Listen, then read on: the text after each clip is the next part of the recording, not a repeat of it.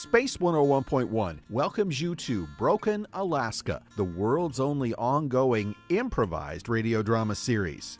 Thanks to an amazing set of coincidences, the people of Broken find themselves in a chamber underneath the town. A chamber that, until mere moments ago, they didn't know existed. Good Lord, they've been taxidermied. Louise! Brick, avert your eyes. Louise! It's horrible. Look at Chester Tyrone, he looks great. Some really nice work. D.I. James. Louise! Oh, that's so creepy. Oh my God. Oh, Bert, this is too much for me. Not even a monster like the dagger could do something this fiendish. This is bad Well, criminal who could have stuff. done this? Whoa, wait. What's that coming down the tunnel there? Is that a light? I think it might be a flashlight. I can't see it. Yeah, it's right in my eyes. Thank God, at least someone knows the way out of here. All right, come on, everybody, form up. It's getting brighter. Law enforcement. It's Rose. Rosie, got any of your brownies? Oh, we're all safe Honey, now. are you okay? Would you not call her honey when I'm here, please? It is Rose, also known as Red Trousers. The dagger's second in command? What do you mean? Sweetheart, what is he talking about? You knew this, Bert, and you didn't tell me? Sorry, Alika. Hey, you guys, what are you all doing down here? I didn't expect to see you here in my lair. Your lair? Yeah. Wait a minute, Rose, what is all this? Yeah, This right. is- Yeah, this right. is not You owe us an explanation. What's going on? I guess I do probably owe you a bit of an explanation. I didn't intend to find you down here, but, well, I never really meant for it to come to this. I really did care for you all, but when I came here 2 years ago, I had a job to do. Job to do. Wait, Rose, I love you. I love you. You all cared about me, and I pretended to care about you all this time, but I don't love you. I just slept with you. honestly, you were just so easy to manipulate. I mean, really, think about it. I've been getting my way ever since I moved to this town. I moved to Broken, and then I said nobody else should move here. We could keep that small town feel. I opened up a coffee shop across from Mark's, cutting off half his business. Oh, my God. And then I got mad when Brick did the same to me. I opened up a produce stand to compete with Felcher's, and then I got mad when that UGA man tried to open a new grocery store in town. Oh, you see? I told you all Heather, for Heather, once it Heather, was not not my the time, fault. sweetie. Wasn't. I've been doing all these things that I claim to hate all this time, and yet all I had to do to make everybody believe me was act all sweet and innocent. I mean, Bert might have seen through me, but I got him so addicted to coffee he can hardly even think straight. Brick actually has some insight into manipulating people and might have realized what was going on, but I got him to fall in love with me just by pushing him away and pushing him away and then reeling him back in and pushing him away. I wrote poetry for you. Well, come on. Your poetry stunk, so... It came from the heart, Joey. Oh, and let's face it, Mark, you'll do anything I ask if I just let you talk about books for a while. But you love books. Oh, we talked about them for hours, no, not morning, really. noons, nights. Mark, all those novels you gave me, Yeah? I just looked at the cliff notes. Mark, breathe, buddy. Breathe. Come. Only Louise saw me for what I really was. Second in command of a major criminal empire. Louise saw through all of my innocence and sweetness, and she never trusted me. And as an expert in singing and vocal technique, she noticed that my voice can sound very manly at times. You see, when I'm out in the world as Red Trousers, I pretend to be a man. I mean, even these days, it's easier for men to be major crime bosses than it is for women, am I right? Seriously, you guys, quit with the sexism already, okay? No But, kidding but, about Right? but you really are a woman, aren't you, Rose? Yes, Oh, Brick. thank God. The night before Louise left for Las Vegas, she told me she'd been keeping a file on me. So I broke into Brick's office and I took it. I had to kill Louise because what I saw in those files was just a little too close to the truth. I was afraid Louise might figure it out. Fortunately, Louise gave an extra copy of her file to Jean-Claude. He came to me, and he told me about how the dagger was really Mr. Munsky's grandson. Whoa. You mean Mr. Munsky from the bakery? Exactly, Joey. The dagger. He never got over the terrible tragedy of watching his grandfather be impaled by a stampede of moose. So Jean-Claude has a copy of the files. That's good to know. That's how I was able to piece together who you really were. Well, there was much more in the files than that, but it seems that Jean-Claude couldn't put all the pieces together.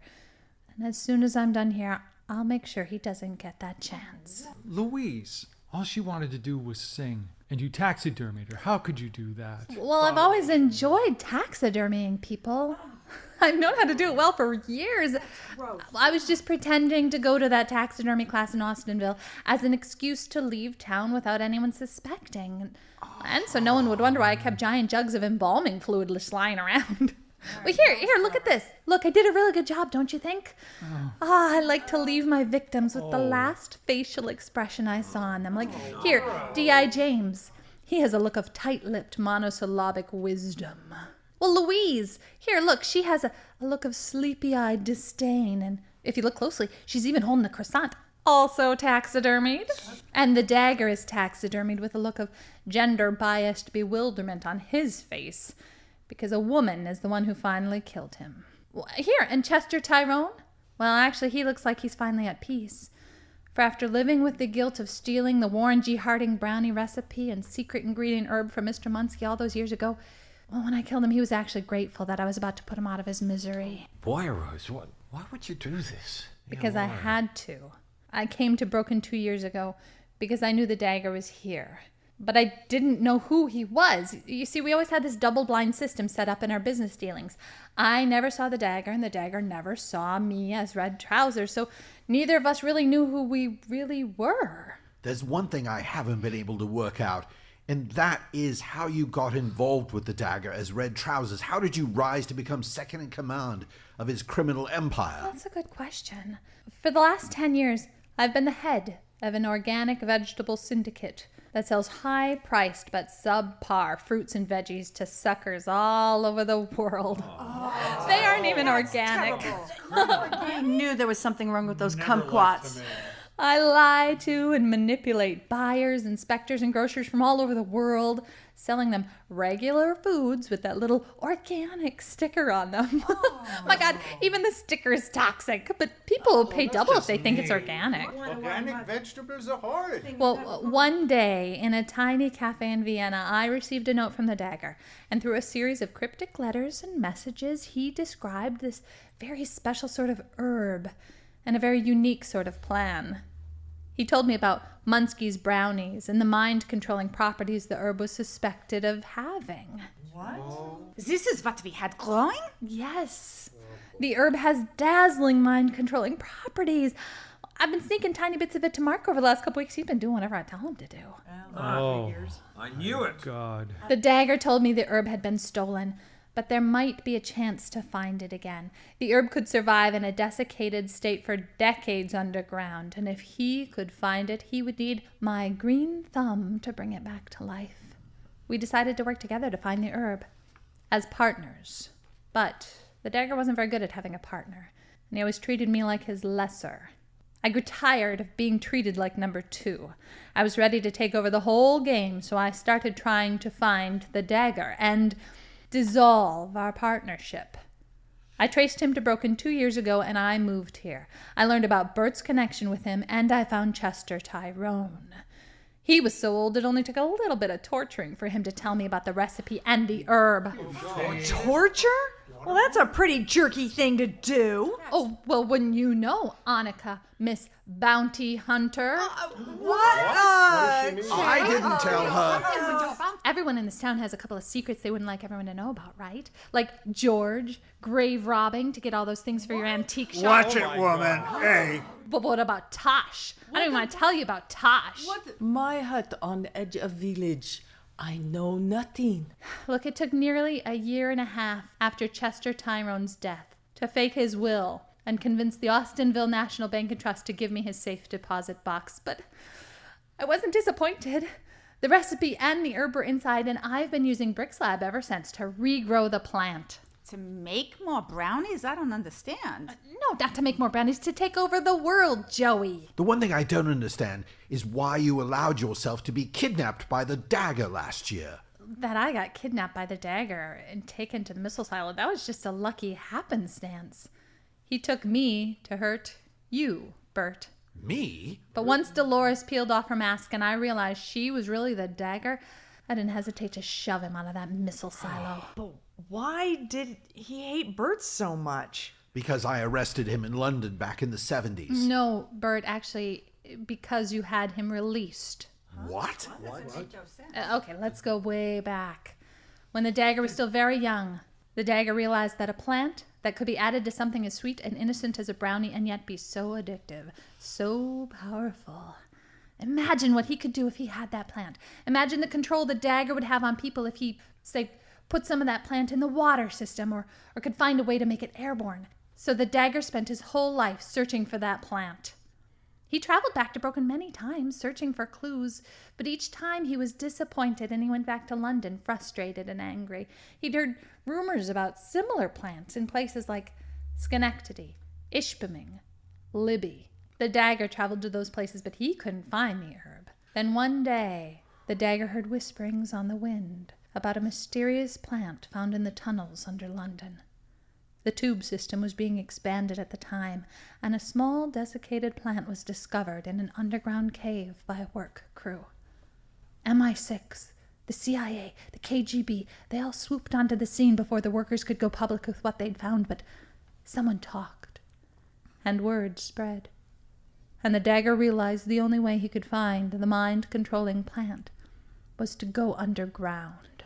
One thing's not making sense to me. Why kill women? When he was arrested because he had been murdering women all across London. The dagger only killed women who lived in buildings around London with deep, unfinished cellars. He would woo the women, then use them to get access to the cellars. He only killed them when he couldn't find any traces of the plant, and he had no more use for them.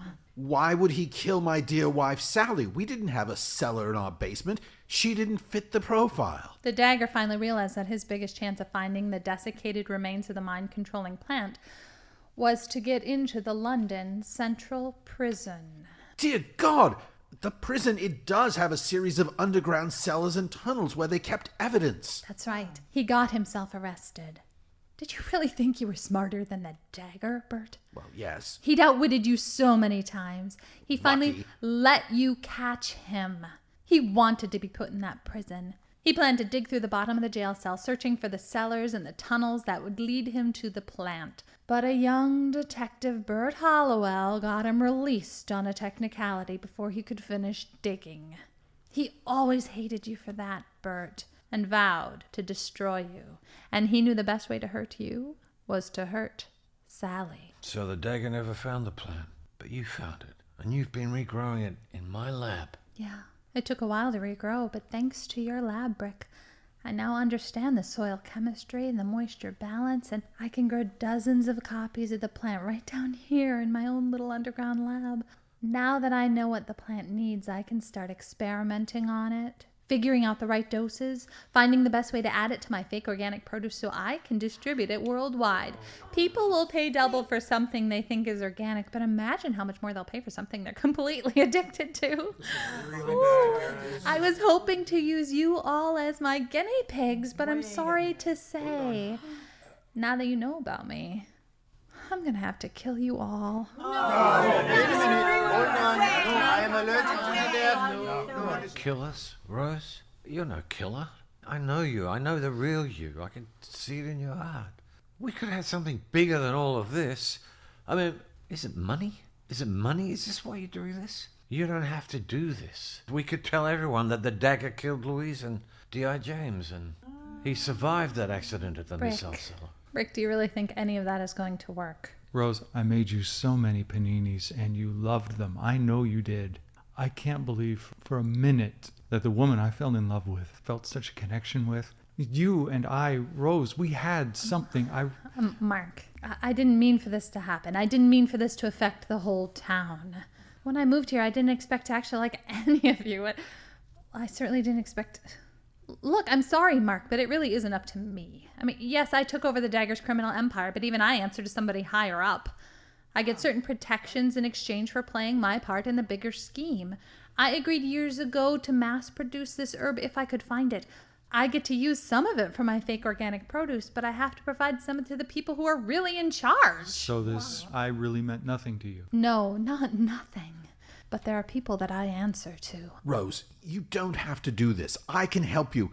My connections at Interpol. We can find a way to hide you. Interpol. Who do you think told me where I could find D.I. James, Bert? No, He was getting too close. They told me to stop him. that's not possible. Are you saying that the government is involved? Because, This goes higher than you can imagine. oh Lord. The world governments would do anything to keep control of people's minds. I'm sorry, Bert, but I'm in this way too deep to stop now.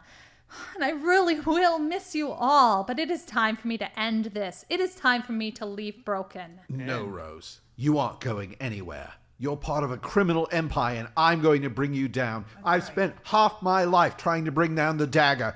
I had to watch my wife die at the hands of that monster, but I'm Bert. not going to let you kill all these people. Bert, there's something you should know about the night that Sally died, about the way that the dagger hurt her. Hurt her? He didn't hurt her. He killed her. Actually, Bert, no, he didn't. What? The woman you found lying on the sidewalk all those years ago wasn't Sally. No, that isn't possible. The dagger killed a woman who looked a lot like her, but he took Sally. Seeing her dead would have been too easy for you. He wanted you to suffer long and hard for messing up his plans in the prison.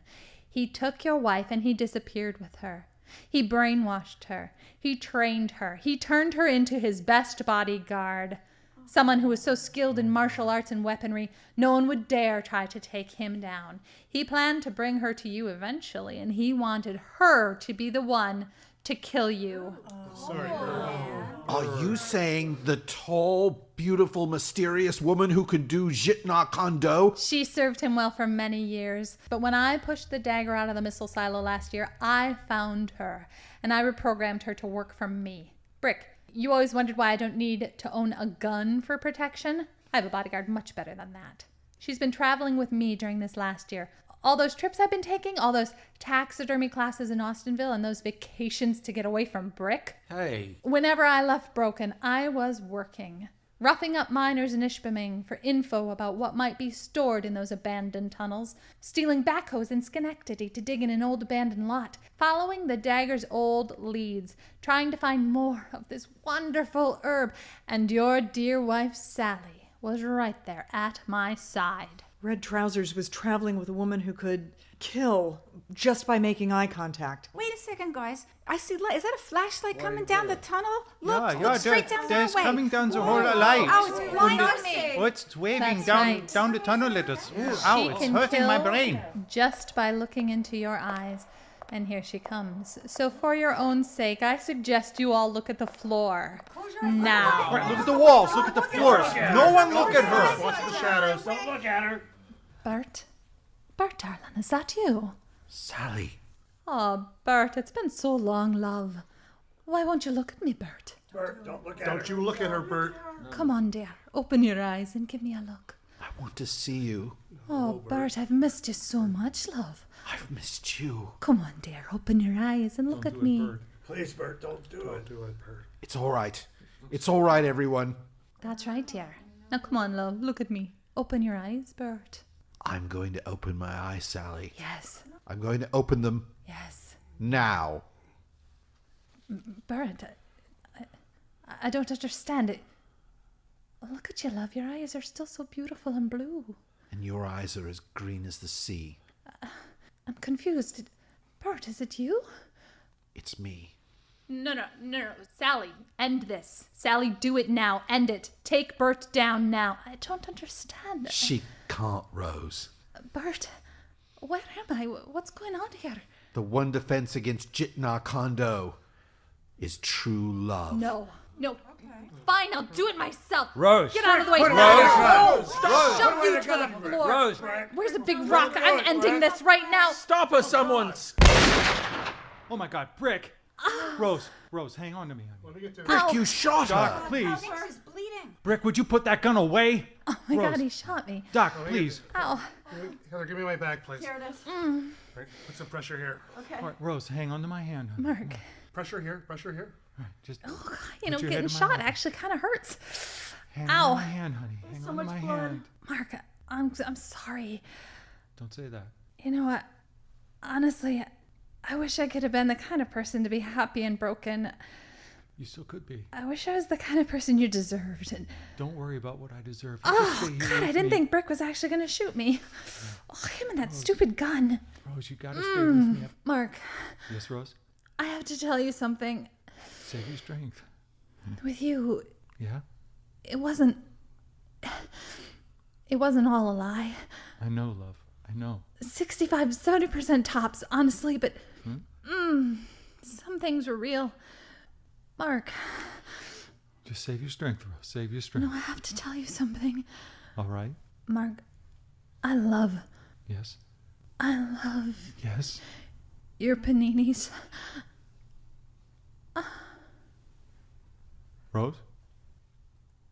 Rose? Rose? Rose, stay with us. Stay with us. Doc? I'm not feeling a pulse. Oh, Doc. Mark, Brick, I'm sorry. She's gone. Oh no, Rose! Who's gonna Rose? cuddle with me now? I say good riddance. Sally, darling, are you all right?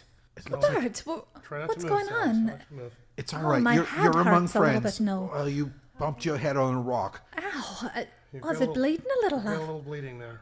Hello, Another bandage, please. are you a doctor? I am. This is my friend Doc Burgess. Nice to meet you. But Bert, wait a minute, I'm so confused. What's going on here? Where are we? Oh my God. It's a long story. We're in a cavern. Bert, why do you look so old? Sally, let me look in your eyes, please. All right. Bert, you might have a concussion. My head does hurt a bit. You can see me, right? Yes, of course I can see it. You're standing right there over me, but I think she has a certain amount of amnesia, Doc. I think she doesn't know that she's been under the spell for all these years. under a spell. What are you talking about, love? Huh. Well, this is weird.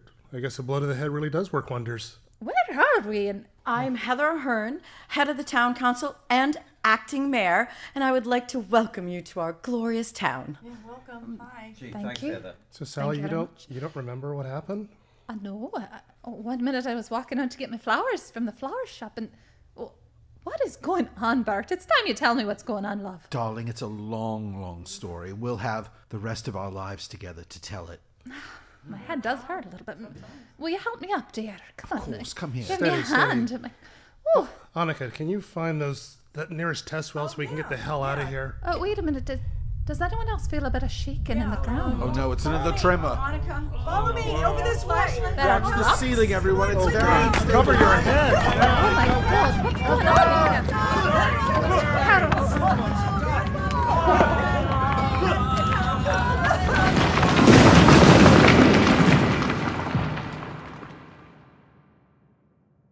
You are listening to Broken Alaska, radio's only improvised ongoing drama series on Space 101.1. Visit us on Facebook at Broken AK and catch up on previous episodes via your favorite podcaster. A week later, back in Broken, well, where Broken used to be, the budget cruise ship the Queen of the Gulls has arrived in port. Ugh, here I am back at this town again, delivering people up here to Broken. Are you two getting off the ship? Oh, calm down. We're getting our stuff. Come on, Denise. Sorry, Julie. I got stuck in that one chair that you have on the boat. It's time for you guys to get off the ship. We're docked already. Okay. This What's going on out there? Are you sure we're at Broken? Yeah, I'm sure this is the Broken dock, but I don't recognize anything. I've been here my whole life. I know this place like the back of my hand. I don't see. what's going on with this town? Look at out there, you guys. Jeez, it looks like it's just all destroyed. Well, come on, you guys. Let's go take a look. Yeah, let's come on down here. Come on down the Yeah, gangplank. that's where I thought I saw Pugsy for the first time. Just looks like everything's been knocked down. I wonder what the heck happened I here. wonder if anyone's here still. Hello? Kitty, can I have a ride? This is very saddening. No, Denise, I have told you like 3 times. I have 200 pounds of books on my backpack. There is no way I can give you a ride. You have to walk. Well, at least carry my books, too. Oh, fine. Hand them over. Ugh. Jeez, this is that big laundromat that Brick just built. It's all broken. Look at this. It's just nothing but rubble and bricks and wood. Oh, my goodness. Look up here. Here we are on Main Street. There's just this big old ditch right down the middle of Main Street. Now, I'm sure this wasn't here before. I mean, this town was never exactly pretty, but boy, this really stinks now. That's a pretty big ditch. Look at that thing. It's like a chasm down there. I could almost rock climb that thing. Hello, hello. Looks like the whole town is just falling into this. I think someone's down there, down there, down there, down That's there. just your voice echoing back. That's you, to Denise. Oh. Denise. Yeah. Well, how come all the buildings are knocked down? Kitty, what's that by your foot? It's a can of spin. Oh, this must have been Felcher's. Oh, jeez, I don't think you should eat that, you guys. It's been sitting on the ground. Well, I never know. I guess This is spin's it's okay. spin. either way. Survival 101, Julie. Spin doesn't expire, Julie. Oh, look, here's the Chernigorsk, at least where it used to be. It's just a big pile of rubble and stuff now. Oh, God, look at this. Here's the baby Bob Marley all broken up. And, Ruth Bader Ginsburg baby's over there. Everything's just a mess in this place. Poor babies. I wonder if anyone's still around. You guys, are you staying here or not? I mean, you can get back on the ship. I'll give you right back down to Seattle if you want. You're going to stay here or you're going to go? This is our home.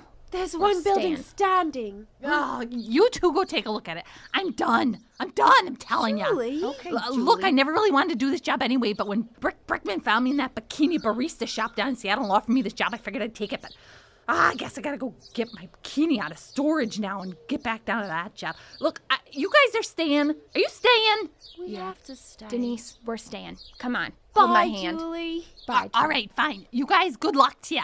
Hope you find some living people in this place. Looks like a disaster zone up here. I'll see you guys another time. Good luck. Good luck with your- with Broken. Good luck with your bikini baristaing. Okay, fine. Quick, Kitty. Let's go around this big pile of rocks and see if Munsky's Bakery made it. Oh, good idea. Come on.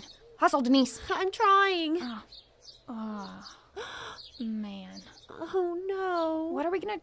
Where are we going to put Nothing our books? left. Just a bunch of dust. Should we try to dig up any of the old books? Let them rest in peace. But we finally agreed on how we should organize the books. It's a real bummer. Hey, look, Kitty. There's one building still standing. Oh, it's books, and other things. Come on. There might be people in there. Okay. Let's go. What's that on the door? It's a piece of paper, Kitty. Oh, hand it to me. Okay. Here you go, Kitty.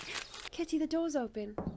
Look, there's a giant hole in the middle of the floor. Right by the counter. It's perfectly round. Look it.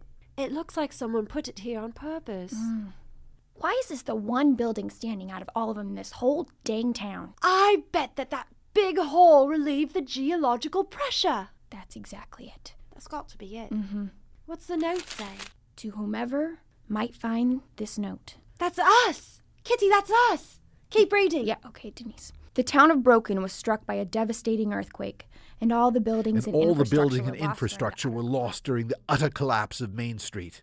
Many of the town's 71 residents were buried under the rubble during the quake, but thanks to the quick thinking of Pugsy, most were saved. Oh, that's my sweet Pugsy. I knew he was such a hero. He alerted Margaret Hall, her boy toy Tyler, and Old Man Fletcher, and together they dug through the dirt, finally reaching the small pocket of air where I and the others were crouched waiting for rescue.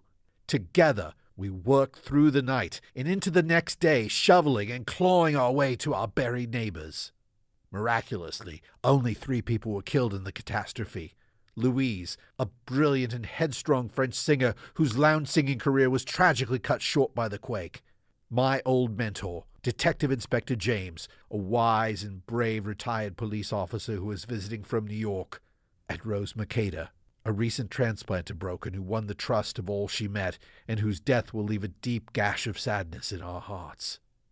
These 3 still lie beneath the tattered ruins of our once great town, the wreckage of Broken, Alaska, their final resting place. If you are reading this note, we would welcome your help. The people of Broken, bruised and scarred but not defeated, have made their way to the 500 acres of land just northeast of the town limits. Here, we will begin to rebuild our homes and our lives. Come join us if you like, as we work together to create the new town of Brickton Springs. Sincerely yours, Bert Hollowell. Bert Hallowell. Who the heck is Bert Hallowell? Denise, it's Bert. Oh, I didn't realize he had a last name. Well, what should we do? There's nothing left here in Broken. I think there's only one thing we can do, Kitty. Move to Brickton Springs. Brickton Springs, yes, that's what I was saying. Right, yeah. Okay, let's go to Brickton Springs. Brickton Springs? Do you think it's named after Brick? Oh, definitely. He's probably real happy about that. Finally gets a whole town named after him. Do you think it's okay if I still call it Broken? Oh, yeah. We're all gonna call it Broken. Off to Broken. Let's get going. It'll be nice to see all our old friends and see how they're doing, you know? Yeah, but won't it be hard to rebuild a whole town? Hey, that's what we do. We're neighbors. We're friends. We're Brokenites. That's right, we're Brokenites. Let's go, Denise. Okay. Onward and upwards. I have a little piece of spin left. Do you want some for the road? Yeah, sounds good. Well, that's a wrap on Season 2 of Broken Alaska, radio's only ongoing improvised drama series. Starring in this episode were Michael Crowley as Mark and Dr. Albrecht Mueller, Don Taylor as Sheriff Jim, Anthony Floyd as Doc Burgess, George Birch-Wirtz as George, Paul Einhorn as Brick, Carol Sparrow as Joey and Dr. Vilda Solveig, Mike Fuller as Bert, Carlos, and the announcer, Taylor Edwards as Annika, Carrie Aguila as Rose / Red Trousers, and Sally. Music by Audionautics.com. It was written, directed, edited, and produced by Carrie Aguila and Mike Fuller. Keep in touch with us on Facebook at Broken AK. We'd tell you what's coming up next season on Broken Alaska, but since it's improvised, you'll know as soon as we do.